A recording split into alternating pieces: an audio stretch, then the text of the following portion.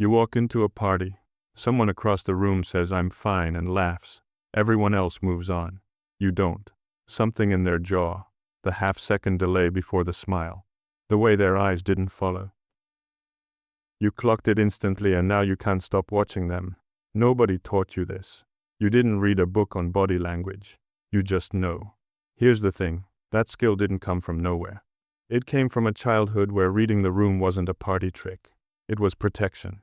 You learned to detect emotional weather systems before they became storms. You learned it because you had to. Because the one person who was supposed to be safe and predictable wasn't. That made you dangerously observant. And it's one of the most fascinating examples of the brain doing exactly what it was built to do, just in the wrong era. Your brain didn't break, it optimized. That's the part most people miss when they talk about difficult childhoods. They frame it as damage. Neuroscience frames it differently, as adaptation. Costly adaptation, but adaptation nonetheless. Here's what actually happened inside your skull. The amygdala goes on permanent watch. Deep in the center of your brain sits the amygdala, two almond-shaped clusters of neurons whose entire job is threat detection. In most people, the amygdala fires when something actually threatening happens. A car swerves, someone raises a fist. In children who grow up with emotionally unpredictable or unavailable caregivers, the amygdala gets recalibrated. It learns that danger doesn't always announce itself. Danger looks like a parent who's quiet when they're usually loud. Danger looks like a smile that doesn't reach the eyes. Danger is subtle, so the amygdala stops waiting for obvious signals. It starts scanning everything. Dr.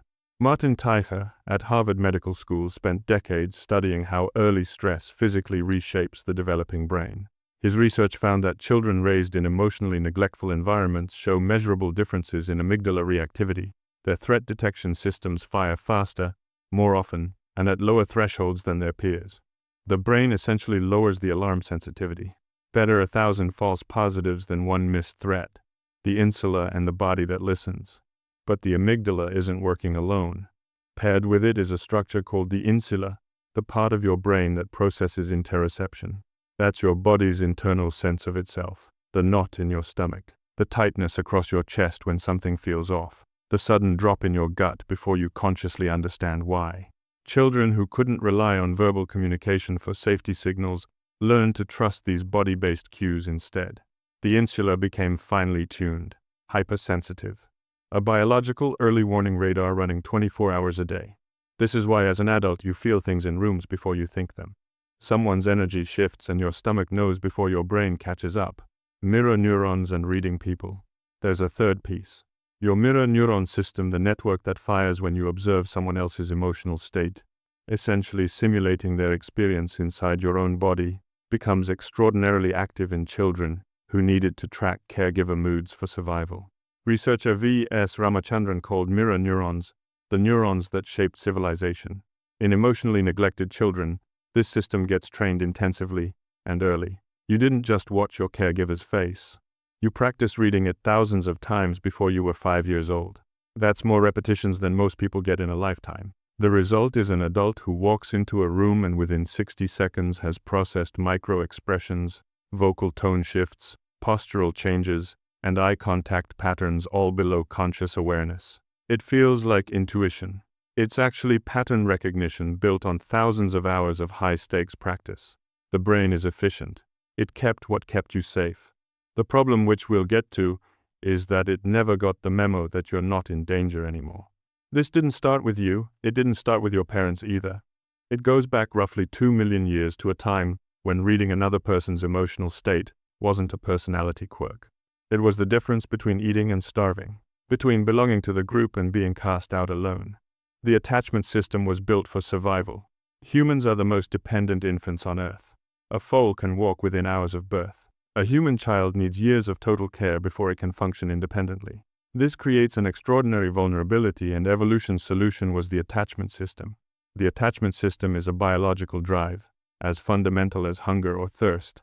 It compels infants to stay close to caregivers, to monitor their emotional states obsessively, and to modify their own behavior to maintain proximity and connection. John Bowlby, the British psychiatrist who first mapped this system in the 1950s, described it plainly. Attachment is not about love. It is about survival.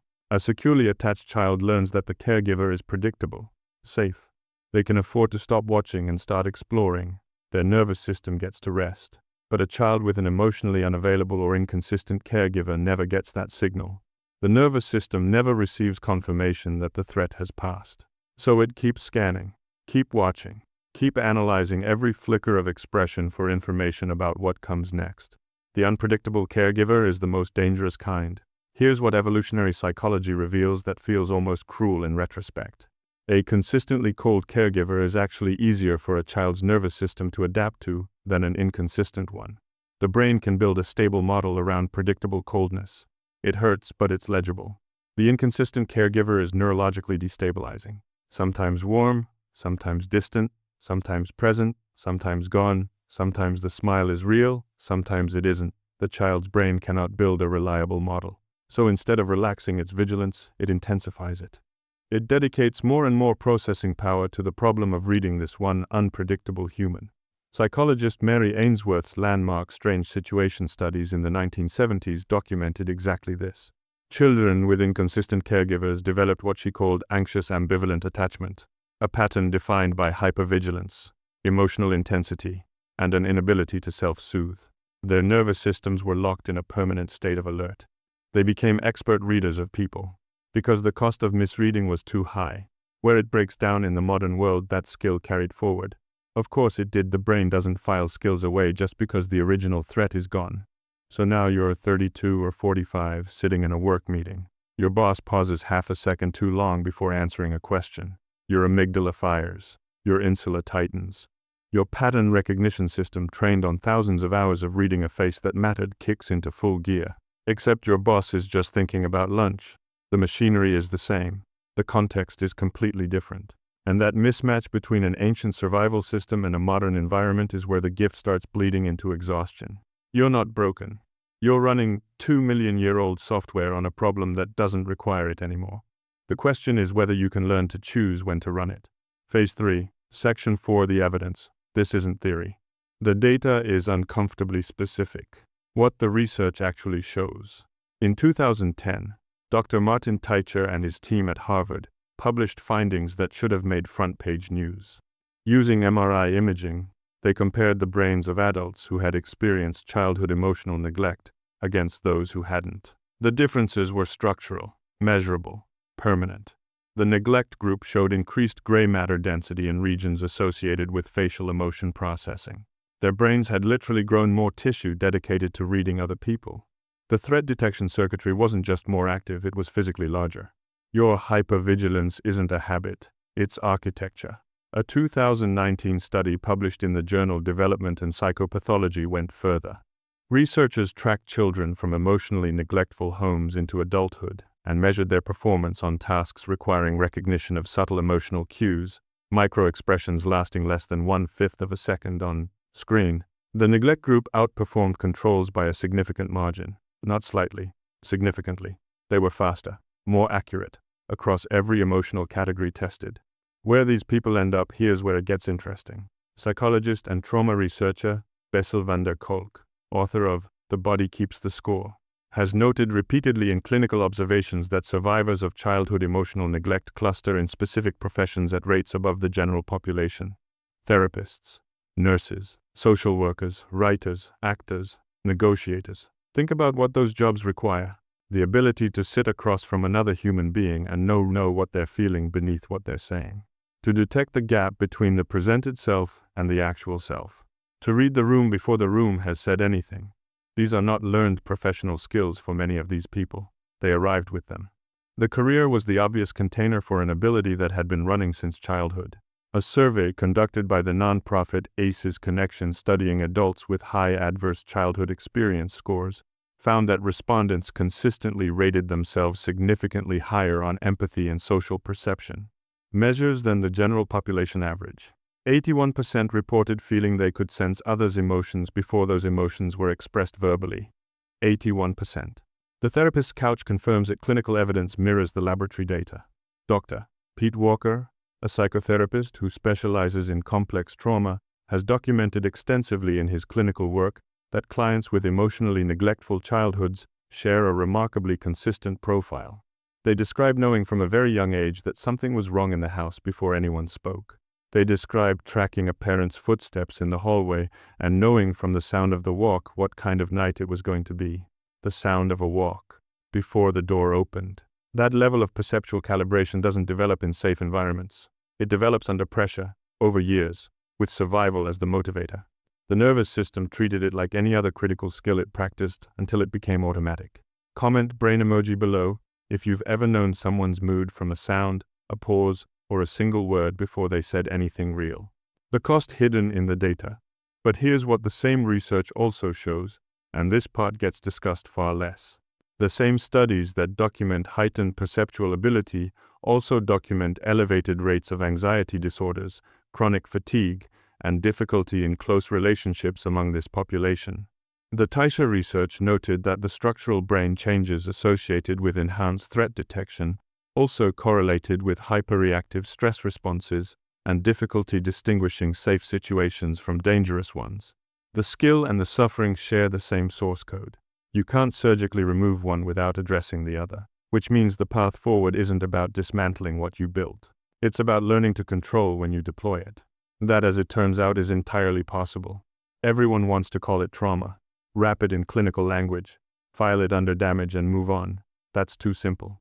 And it misses something important. The reframe nobody gives you what you built is rare. The ability to read emotional subtext in real time to detect incongruence between what someone says and what their body is doing is a skill that entire industries try to train into people artificially. Intelligence agencies run programs attempting to teach it. Negotiators spend years trying to develop it. Therapists study it for decades and still don't fully get there. You got there before you were 10. Psychologist Howard Gardner's theory of multiple intelligences identified interpersonal intelligence, the ability to understand and read other people as a distinct cognitive capacity, as legitimate and measurable as mathematical or linguistic ability. Most people sit at average on this scale. You are almost certainly not average. That's not a consolation prize. That's a real cognitive asset. Where it shows up as genius.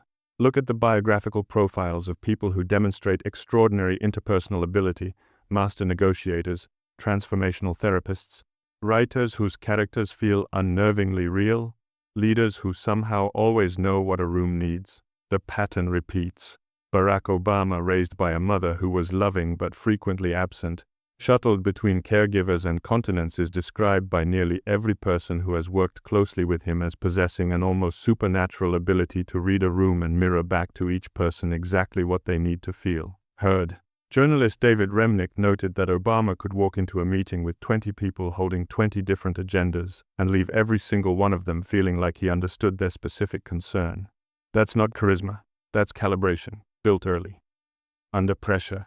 Oprah Winfrey has spoken openly about her chaotic, neglectful childhood. She has also built a career entirely on one skill: making people feel seen in front of millions of strangers. The mechanism behind the gift and the mechanism behind the wound are identical.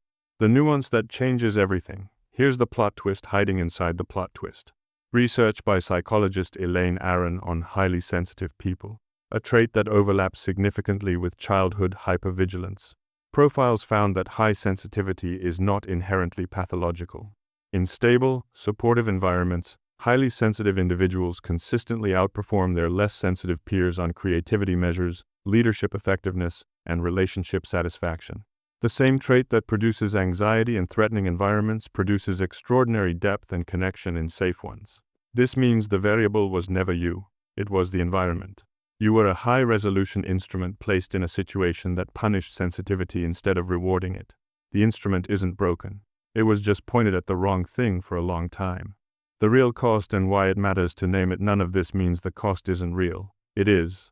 The same perceptual acuity that makes you extraordinary in professional settings makes intimacy genuinely hard.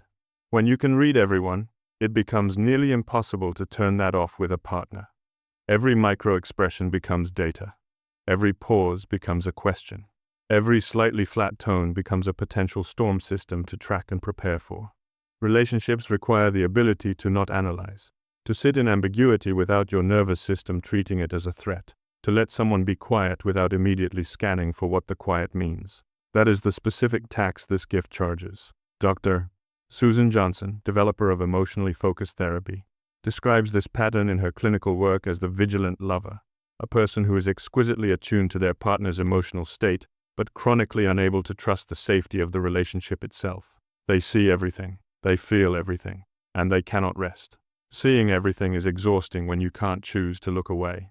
The goal was never to go blind. The goal is to learn where to point your eyes. You can't unlearn what kept you alive. You wouldn't want to. But you can learn to drive it instead of being driven by it. The 3 exercises below are not generic wellness advice. Each one targets a specific mechanism in the hypervigilance system, the amygdala hair trigger, the insula's chronic body alarm, and the mirror neuron system's inability to switch off. Work them in order. They build on each other. Exercise 1. The body scan interrupt. The hypervigilant nervous system runs on momentum. Once the scanning starts, once your amygdala clocks a potential signal and your insula starts tightening, the loop accelerates on its own. Most people try to stop it by thinking their way out. That doesn't work. The system is subcortical. It's faster than conscious thought. You interrupt it physically. The moment you notice your body has already reacted, the chest tightness, the stomach drop, the sudden sharpening of focus on another person, you pause. You place both feet flat on the floor. You press your palms against your thighs and feel the pressure. You take 1 breath in for 4 counts, hold for 4, out for 6. The extended exhale is not optional. It directly activates the parasympathetic nervous system, the biological off switch for threat response. Neuroscientist Andrew Huberman at Stanford has documented this mechanism extensively. The longer exhale signals the brainstem that no immediate physical threat is present. The amygdala receives a chemical downregulation signal within seconds. You are not calming down through willpower. You are sending a hardware-level interrupt to a system that runs below thought. Do this every single time you catch the scan starting. Not once a day. Every time. You are retraining an automatic response through repetition the same way it was originally built. Exercise 2. The safe signal practice. Your nervous system never learned to recognize safety as a default state. It learned to treat calm as the suspicious interval between threats. This is not a mindset problem. It is a conditioning problem. And conditioning responds to counter-evidence, delivered consistently over time. Once a day, same time, same place, sit somewhere genuinely unthreatening. Your bedroom in the morning. A quiet corner of a coffee shop. Somewhere your body has no historical reason to be on alert. Spend 3 minutes deliberately cataloging evidence of safety. Not affirmations. Evidence. Specific, concrete sensory evidence. The door is closed, the room is warm, nobody in this space has ever harmed me, my breathing is easy, the light is the same as yesterday. This is not positive thinking. This is deliberate exposure to safety cues, repeated until the nervous system builds a new pattern, a template for what safe actually feels like in the body. Dr. Peter Levine, founder of somatic experiencing therapy, calls this process titrated resourcing. You are slowly teaching an alarm system that has never known peace. What peace feels like as a physical state. It takes weeks. It works. Exercise 3. Selective Attention Training. This one targets the mirror neuron system, directly the part of you that can't stop absorbing other people's emotional states. Your perceptual system currently operates like a wide-angle lens with no aperture control. Everything comes in at full intensity all the time. The goal of this exercise is to build a manual focus, the ability to narrow your attention deliberately, so that reading people becomes a choice rather than a compulsion. Start small. In a low-stakes social situation, a coffee shop, a work lunch, choose one person to observe intentionally for 60 seconds. Read them fully. Use every skill you have. Then consciously redirect your attention to your own direct experience. What does your coffee taste like? What is the texture of the chair? What are you actually feeling right now, independent of everyone else in the room? Back to yourself. Deliberately. You are not shutting the skill down. You are installing an on-off on a system that currently has none. Neuropsychologist Rick Hansen describes this kind of attention training as self-directed neuroplasticity, using conscious focus to physically reshape the neural pathways governing automatic attention. Practice daily for 6 weeks. This exercise measurably increases what psychologists call attentional control, the ability to choose where your awareness goes rather than being pulled by every emotional signal in the environment. The bigger picture, these 3 exercises address the same underlying reality from 3 different angles. The body scan interrupt stops the loop once it starts. The safe signal practice rewrites the baseline your nervous system returns to. The selective attention training gives you control over the gift itself. You are not trying to become less perceptive. You are trying to become less automatic. The child who built this system had no choice but to run it constantly. You do. That's the entire difference between a survival mechanism and a skill. Survival mechanisms run without your permission. Skills answer to you. You spent years becoming dangerously observant. Now spend some time becoming deliberately calm. That combination perceptual depth and nervous system control is not just healing, it's formidable. Comment shield emoji below if you're going to try one of these exercises this week and tell us which one.